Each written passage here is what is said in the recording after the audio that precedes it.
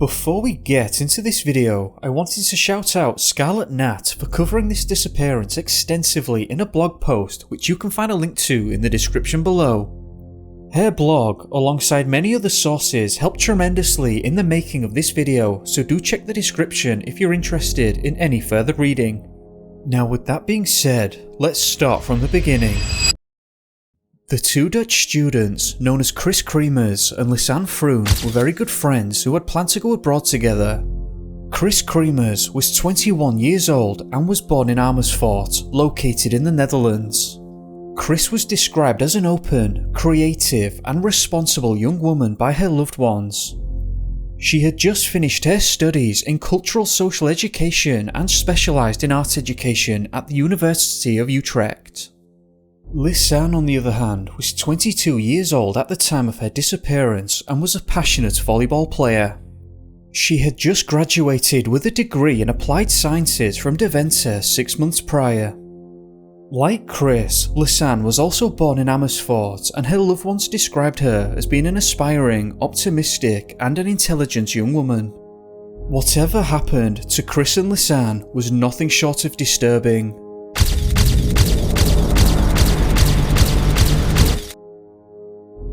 Over the years, Kris developed a love for the Southern Americas after a holiday to Peru with her family. Lisanne, on the other hand, had never left Europe, but Kris managed to convince her that this was the place to go. The pair worked together at a cafe and saved up enough money for a 6-month trip to Panama. They wanted to see the world and go exploring together, but that wasn't their only intention. This trip was supposed to be meaningful. The women had planned to learn Spanish during their time there and to volunteer for the locals, particularly to help with young people. Though despite their good intentions, this would be their final trip.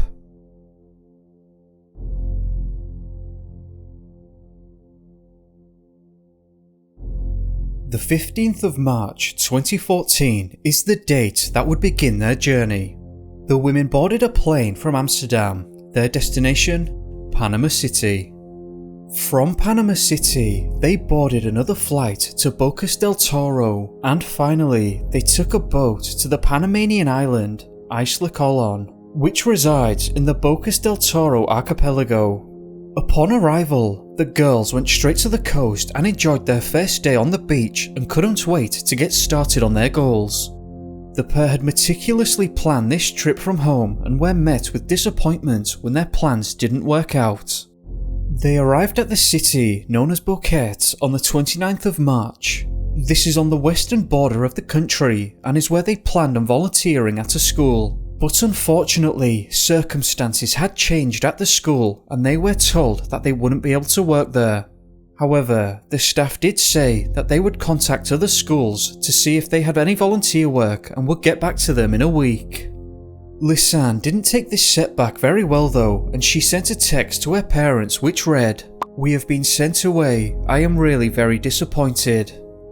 At the time, the women were staying just south of Bocas in a place called Alto Bocas.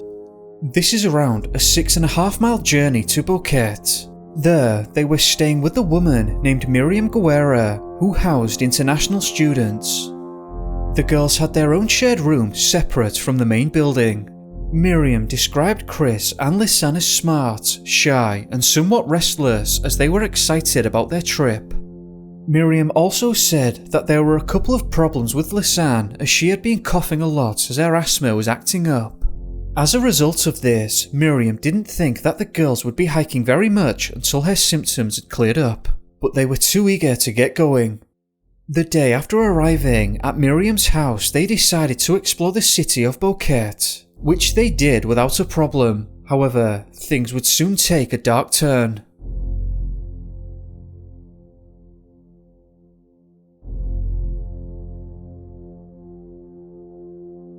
On the 1st of April 2014, Kris and Lisanne wrote a Facebook post indicating that they were going to go hike the famous Pianista Trail and that they had had lunch that day with 2 fellow Dutchmen. They then made their way to the trail by way of taxi. This is a trail that is well known for its beautiful vistas. The trail takes its hikers to a summit that is approximately 5 miles from Bouquet and passes cloudy jungle forests and waterfalls along the way. Most reports indicate that the taxi driver dropped the women off early in the afternoon, but timestamps taken from their cameras suggest that they actually started their hike at 11 AM that day. They were wearing light clothing with a backpack each that contained their passports, $83, their phones, a digital camera, a water bottle, and a small amount of food. Before starting along the trail, they were warned by locals not to hike the trail by themselves. Now, I'm not sure if the locals either suspected something untowards, or if they more likely were warning them that it may be unsafe for them to be travelling by themselves. It's not clear, but the girls essentially brushed off the warnings and told the locals that they would be fine as they were taking a local dog along with them. It's unclear whose dog this was, and some reports state that it was Miriam's, while others state that the dog belonged to a local restaurant owner whose establishment was situated near the start of the trail. But regardless, this would be the last time that Kris Kremers and Lisanne Froon would ever be seen. At some point in the evening on the 1st of April, the dog returned to its owner safe and sound, but alone. Upon this realization, the locals began an immediate search around the area, but the girls, nor any trace of them, could be located. This did worry Miriam, but she didn't report them as missing right away, thinking that they may be spending the night somewhere else. However, after another fruitless search in the morning, followed by a confirmation that they hadn't turned up to their appointment with a local tour guide, they were reported as missing. This would begin the search effort. The search effort was massive, and the authorities were joined by locals, farmers, search dog teams, and helicopters. The parents flew in on the 6th of April after the failed search, but they didn't come alone. With them came Dutch police, detectives, more dog units, and together they searched alongside those already there. The jungle surrounding the trail was scoured extensively by foot and air for 10 days, but nothing was found. Then 10 days turned into 10 weeks, and there had still been no sign of them. Throughout this trip, Kris and Lisanne's families had heard from them constantly, but now they hadn't heard from them since April the 1st. Both sets of families were adamant that the girls wouldn't have gotten involved with strangers and said that they were both very responsible. The route that the women would take on their Pianista trail would bring them to a height of 600 meters over a 2-mile area. Given that the pair, or at the very least Lisanne, was not 100% fit on the day of the disappearance, especially with her asthma, it was theorized that they may have struggled at some point during the hike and were either lost or awaiting rescue. But this theory was eventually canned when the entirety of the trail was searched and no trace of them was found, at least not yet.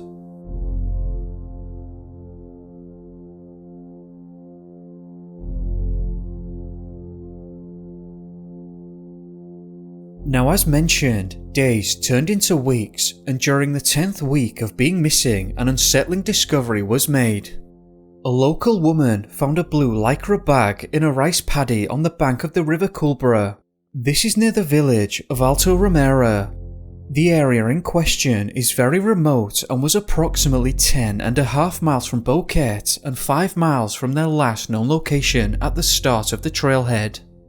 According to Scarlet Nat, the Culbra River was difficult to reach by foot and full of slippery rocks and treacherous currents. The local woman said that she was certain that the backpack had not been there the day prior. The authorities scouted the area with use of a helicopter and assumed that it had drifted down the river to that location. However, the backpack was noted as being dry and the electronic contents inside was still in working order and completely dry. Scarlett also goes on to detail that the bag was a simple, cheap, non-waterproof backpack. This means that the bag should have been completely soaked had the original theory rang true, but it wasn't.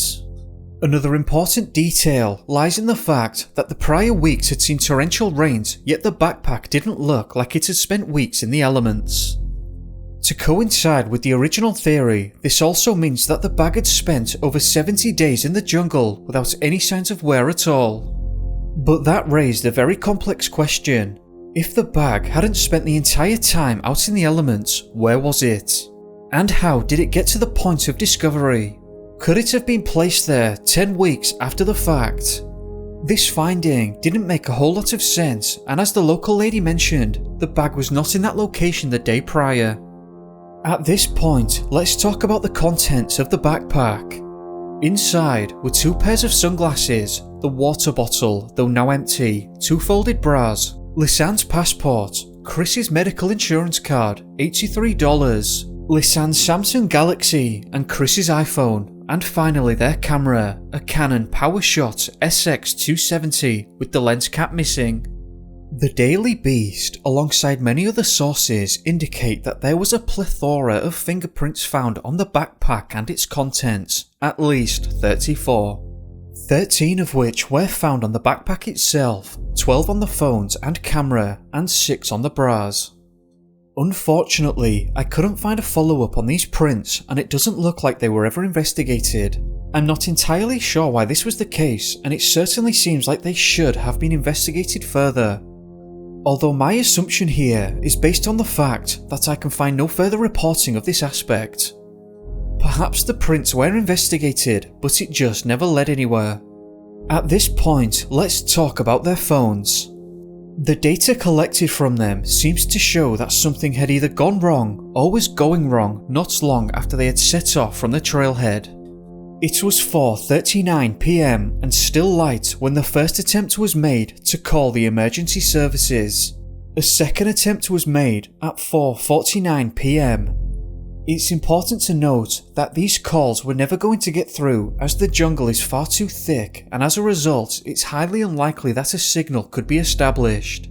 These calls were made using both the Dutch emergency services number 112 followed by using 911, which is Panama's number.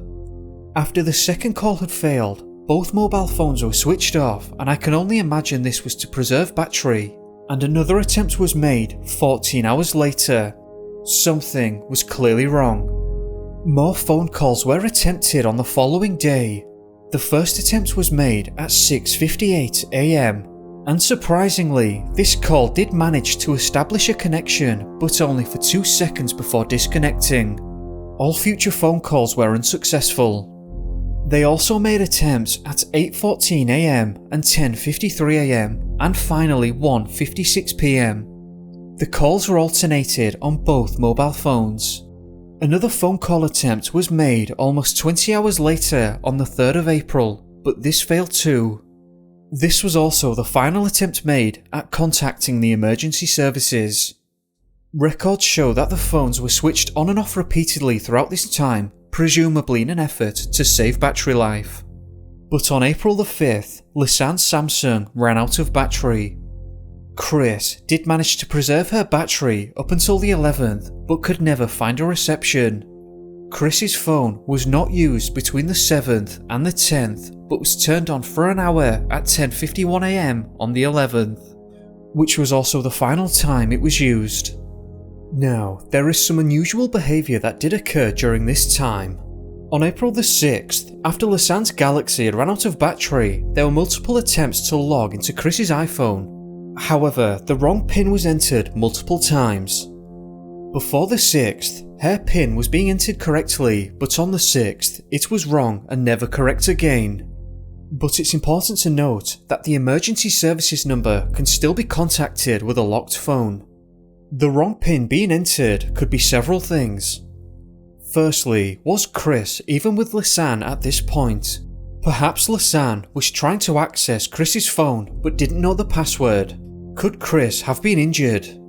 Alternatively, was Kris still in possession of her phone but out of panic or for some other reason couldn't log in properly anymore? Though saying that out loud, it doesn't make a lot of sense over the span of multiple days. Or was someone else entirely trying to use the phone? One theory that was circulating online was that perhaps a third party was using the phone to drain the battery. However, I don't believe that this was the case, given that the phone was consistently turned off, which seems to have been an act to preserve the battery rather than to drain it. This is a key question that has never been answered. In total, there were 77 attempts made to access the phone with the incorrect PIN number. Now let's talk about the camera. It was in good condition with plenty of remaining battery life. Detectives were able to access 133 consecutive photos. These pictures are very eerie as they go from the pair looking in high spirits and then progress to pictures of the darkness in the jungle. The first photo showed the women on the Pianasta Trail smiling, confirming that they had actually made it into the wilderness area. This photo was taken hours before their first emergency call and there were no signs of anything out of the ordinary. The following pictures were of the pair making their way along the trail, snapping photos of one another. A blogger by the name of Jackson, who also hiked on this trail, linked below, gave a very good description of the trail, and I quote, "The Pianasta Trail is one of the moodiest cloud forests I have ever adventured into. Rain droplets falling to the ground from every leaf and branch while mist floats through dramatically.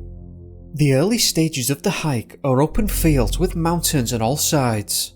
You can already see the clouds hugging the summit of the mountain. You know what you are heading into.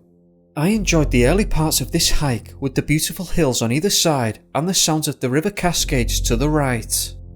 The next set of pictures on the camera shows that the women had made it to El Mirador, which is a lookout on the Pianista Trail. This is still on the first, before they went missing. From what I can gather, this should have been the point where they turned around and headed back to Boquete, as the terrain becomes harsher beyond this point. But they decided that there was still enough time to make it to the nearby waterfall, so they continued on. The pair took more photos on the way. Interestingly, many people have stated that some of these pictures have been photoshopped somewhat. A Dutch photo specialist agreed with this assessment and stated that her left breast looks out of proportion in this photo. Does this mean that whoever released or leaked the pictures modified the pictures for some reason? What possible reasoning could be given here, unless the camera was just being glitchy at the time?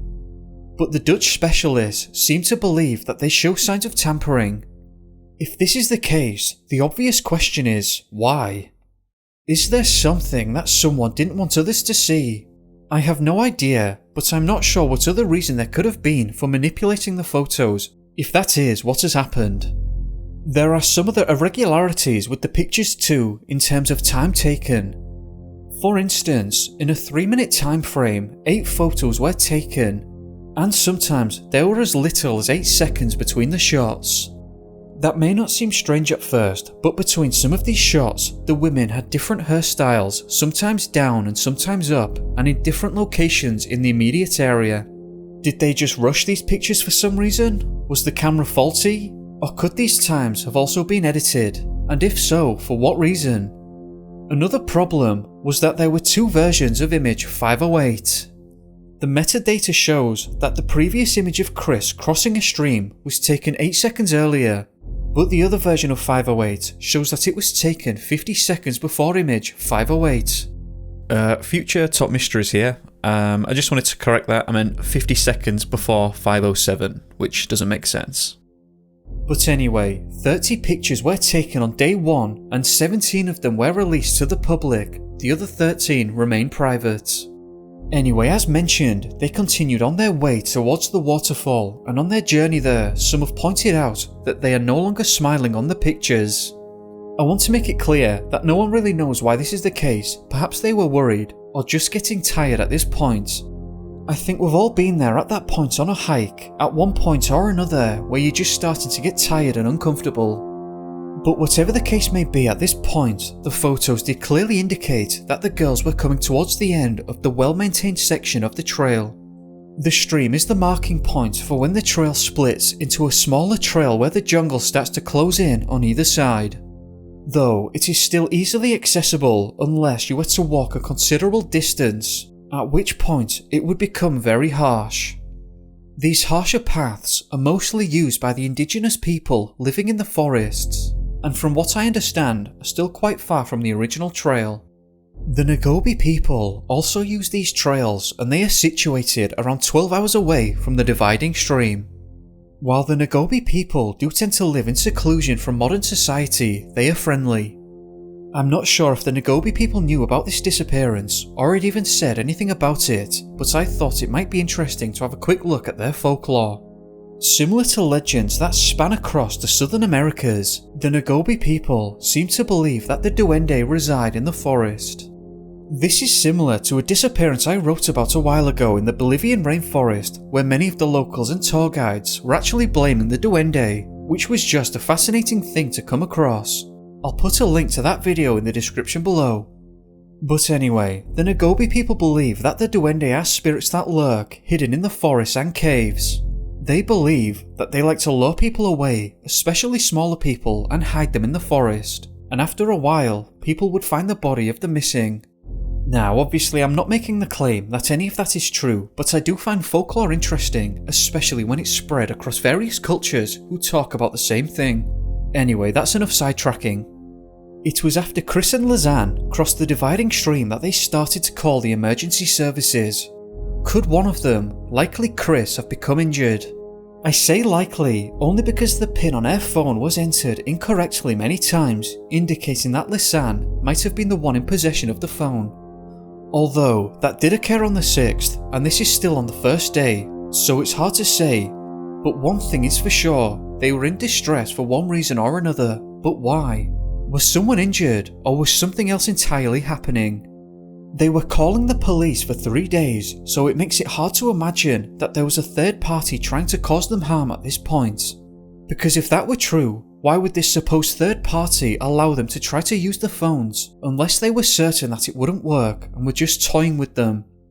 But that is complete speculation, and the cause of their distress is unknown. Perhaps they were simply lost, or there was an injury of some kind. It's important to remember that before the hike, Lisanne's asthma was flaring up. Could this have been the reason for the calls? Another important question is, why did Lisanne make the decision to continue on past the stream divider, as she is well versed with asthma and has a good understanding of it? Thus, she knew that this exercise would only make it worse.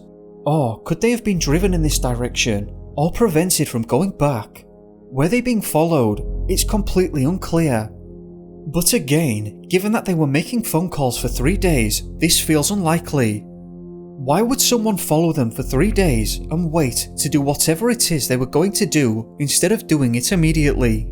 It's actually hard to understand because even after the stream divider, there is still only one path to follow for a long distance. So perhaps they drifted off and were lost, but is an injury still the most likely answer at this stage? I have absolutely no idea. These were the last of the recovered and released pictures of the pair, and no more were taken until the 8th of April, only they weren't of the girls.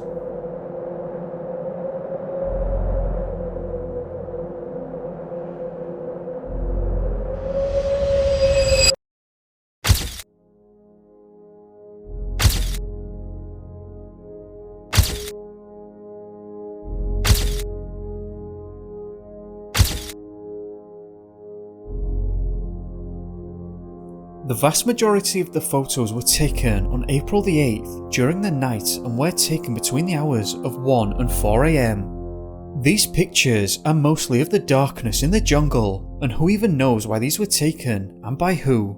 If it was Lisanne and Kris taking the photos, what was the purpose? Were they simply trying to use the camera's flash to see their surroundings? Is the light not toggleable to be able to leave it on? Were they trying to take a picture of something specific? Or did someone else take these pictures, and again, for what purpose? They don't seem to make a lot of sense. A journalist from the Daily Beast, known as Jeremy Crit, stated that on this picture, the girls were using toilet roll as some sort of SOS sign. The middle picture is of the back of Kris's head, and some believe that the top photo was strategically placed to cover a wound. This was also implied by Jeremy Crit. If this is the case, does this mean that, as mentioned earlier, Kris did actually get injured, and if so, was she also injured on the 1st or just now on the 8th? There are so many things that don't seem to be adding up with this disappearance. When talking about the pin number on Kris's iPhone earlier, I said that a number of incorrect pins were consistently entered after the 6th, speculating that perhaps she was no longer with Lisanne, and thus Lisanne had the phone. And as said, the nighttime pictures were taken on the 8th, showing Kris but no Lisanne. Did Lisanne take that picture, or was it someone else? If Lisanne and Kris were still together and okay at this point, what explanation do we have for the incorrect pin entries? Surely one way or another, that must mean that Kris was not in possession of the phone, unless her head injury was preventing her from remembering it. Again, like everything else so far, it's unclear. No satisfactory answer has ever been given, but there are some other suggestions worth mentioning.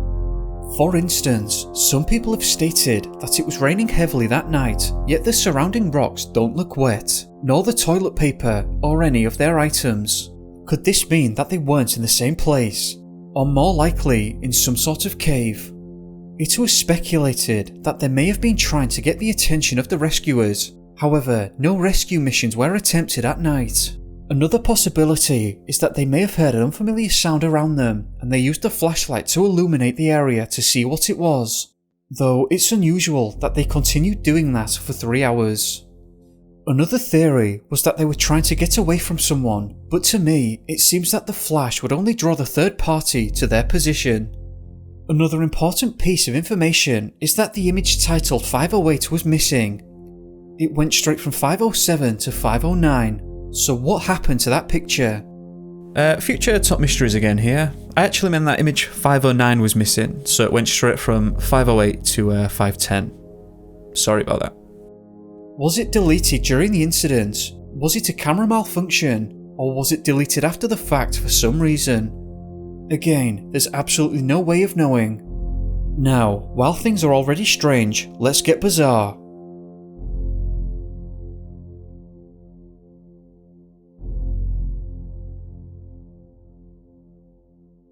While police were wrestling with the evidence in the backpack, authorities put boots on the ground in the area where the backpack was found and the search for answers was on. 6 of the Ngobi people helped with the search, and thanks to them, an unsettling discovery was made. Precisely 2 months and 18 days after the initial disappearance, a local guide found some short jeans, 2 different shoes and bone remains.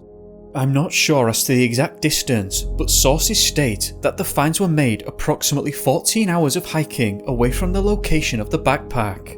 Now again, there is a discrepancy here, as the official sources state that the jeans were found folded on a rock opposite what is known as the Krulbra River of the Serpents.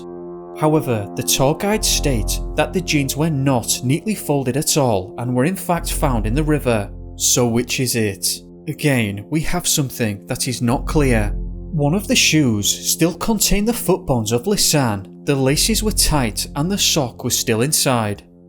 This shoe was found away from the river behind a tree.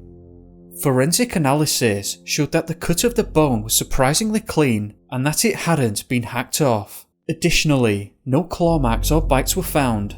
The other shoe had a blue hue to it for some reason, and this has never been explained. Was this a natural process as a result of the elements, or was it dyed somehow? Again, we don't know. Alongside these findings, 33 bones were scattered near the river. Most of these belong to Lisanne. I want to make it clear at this point that according to the coroner, the cause of passing could not be ascertained by the finding of the remains. The foot was broken in several places, so it was theorised that the pair could have fallen from a great height. But it was also recognised that this did not explain all of the findings present. It was also noted that similar injuries can be found in people who have hiked way too far without much caution. Now, there was a difference between Lisanne's and Kris's bones. The pathologist stated that Kris's bones contained phosphates, which are used in chemical bleaching procedures. Even stranger was the fact that the phosphates were not in the soil in the area, meaning that it couldn't have originated there. However, this isn't direct evidence of foul play, as the substance could be found in larger animals who have later swallowed the bones. Although with that being said, some of the bones included a pelvic bone and a rib bone which were quite large and unlikely to have been swallowed. Also very interesting to note is that the phosphate finding was not included in the autopsy report. Why? And the full autopsy report has never been released. Another unusual finding was that Lisanne's bones seemed to have decomposed normally while Kris's pelvic bone was completely covered in phosphate. Without trying to sound disgusting, Lisanne's bones still had some skin attached, but Kris's were absolutely clean. Why the difference? The bones also indicated no signs of trauma or any signs of scratches, claw marks or teeth marks, indicating that it didn't look like animal predation nor later scavenging. So here we are, left with lots of information that doesn't make sense and doesn't seem to fit together in any coherent manner. Again, while the cause couldn't be determined, Dutch authorities stated that it was likely that they had fallen from a cliff after becoming lost, but admitted that they couldn't rule out foul play, nor was there any direct evidence of foul play. Was it as simple as that? They got lost and then fell off a cliff by accident? Why were they using the camera in the pitch black? Why the incorrect pin? Why did Kris's bones look bleached? Were they afraid of a third party? If there was a third party, why was the backpack placed next to the river? Why was the money and valuable electronics left untouched? Could this theoretical third party have wanted the items to be found? During the time when the nighttime pictures were taken, could they hear something? Or did they suspect that someone was there? Some people point to these two pictures which may show a third party. Ultimately, I'm not sure we'll ever know what truly happened to Lisanne and Kris, but if you'd like to read more about this disappearance, I would highly recommend having a look at Scarlett's blog, which is listed in the description. Do go and show her some love because she has written an extremely lengthy evaluation of the incident and it's an extremely interesting read. And I'd love to hear your thoughts on this incident too, so do share. And please do leave a like if you liked the video or a dislike if you didn't. Feel free to share your honest opinion. I'd like to hear your thoughts. And I'd just like to take a moment to thank all of you that have subscribed to the channel and who share these videos. I appreciate it a lot and I can't thank you enough. I'd also like to say a massive thank you to my patrons who make these videos possible, so thank you very much to all who have signed up. Anyway, do let me know what you thought of this one and you'll find all of the sources and links in the description below. As always, thank you very much for watching. I hope that you enjoyed this video, and if you did, remember to like and subscribe if you haven't already, it helps me a lot. I hope that you have a great day or evening depending on where you are. Be safe guys, and I'll catch you soon. Peace.